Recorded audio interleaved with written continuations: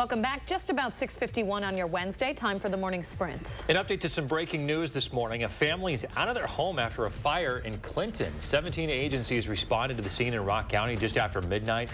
It happened on South Clinton Corners Road. There are no injuries. We do know some agencies are still on the scene this morning, and a section of East County Road P and East Lake Shore Road is closed. The Red Cross is helping the family. Monona's police department won't be changing its chase policy. That's the decision out of last night's city council meeting. Current policy allows officers to chase anyone trying to get away during a stop. The city had previously decided to temporarily pause the policy so officers only pursue someone suspected of dangerous or violent felony offenses. The FBI and Milwaukee Police Department are looking for this person this morning. They're asking if you recognize them. Take a look at your screen if you're not paying attention. So the search is in connection to the murder of Brazil Johnson. Johnson was a 28-year-old black trans woman. Neither the FBI nor the Milwaukee Police Department are saying whether this person is a suspect or a person of interest. Anyone with information should call the FBI. Dates are set for the trial of the man accused of bringing guns to the state capitol. Jury selection for Joshua Plesnick's trial will happen on June 17th. The trial set to start the next day. Plesnick is charged with a misdemeanor for bringing guns to the Capitol and asking to speak with Governor Evers back in October. He's currently pleading not guilty. The suspected Gilgo Beach serial killer is now charged with murdering a fourth woman. Rex Howerman was formally indicted for the murder of 25-year-old Maureen Brainerd Barnes. Her remains were found in 2019 along a highway near the location the other women's bodies were kept.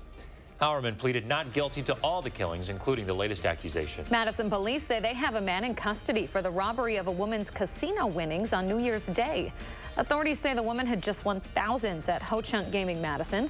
She was walking out to her car with her husband when a man asked for a ride.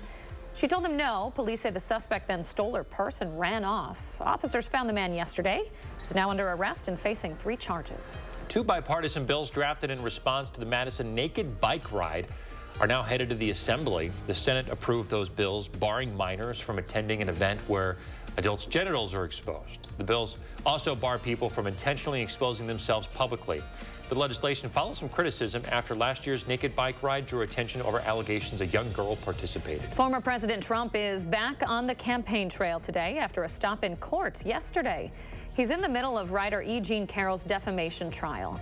They were both present for jury selection and opening statements. The jury will decide how much Trump will pay in damages for defaming Carroll in 2019 when he denied her rape allegations.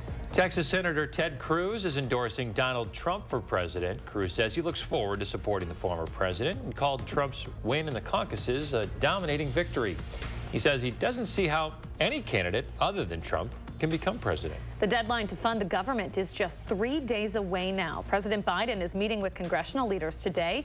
They'll discuss a supplemental spending bill. If they can't come to terms, funds for key government agencies like military, construction, Veterans Affairs, Transportation and Energy Department and Housing will all dry up.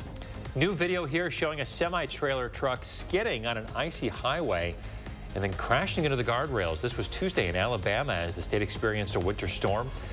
The area this happened in is seeing multiple major crashes with multiple semis ending up jackknifed. A gas station is partially collapsed this morning in Fort Myers, Florida, due to heavy rainstorms. The fire department says the building's roof couldn't endure the rain. You can see it here.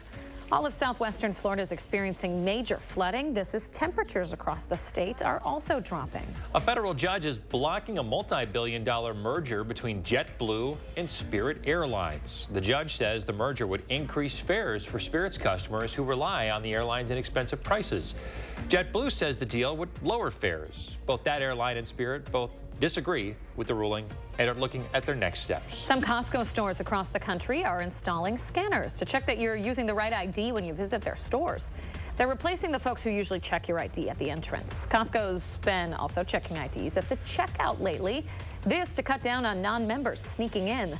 You can still bring up to 2 visitors when you go if you're using your ID card. Madison's lakes are finally frozen over. The Clean Lakes Alliance says Lake Mendota officially froze Monday. It's the 3rd latest freeze in the 170 years Wisconsin climatologists have been tracking it. A wave of misinformation about climate change is spreading across YouTube. The nonprofit Center for Countering Digital Hate says researchers analyzed more than 12,000 videos with misleading statements about climate change. Researchers found a stark change in the tactics of misinformation drivers. The videos have changed from promoting outright climate change denial to casting doubt on climate change's consequences. All right, 5 minutes away from 7 o'clock, a cold start to the morning. Not as cold as yesterday, though. Our wind chill values about 10 to 15 degrees colder, 10 to 15 degrees below zero this morning, but it's as cold as 25 below zero right now in Juneau. So we'll look at a mix of clouds and sun today, actually getting above 10 this afternoon as we head into low single numbers. But once again, another very cold day today. Looking at temperatures in the teens today and also tomorrow, lower teens at that. Another reinforcing shot of some cold air will bring us a light dusting of snow, it looks like Thursday night, and cold weather on Friday and Saturday. Looking at better weather next week, or at least warmer weather. Love to hear it, Kelly. Thank you. Stay with us, folks. Another news and weather update after the break.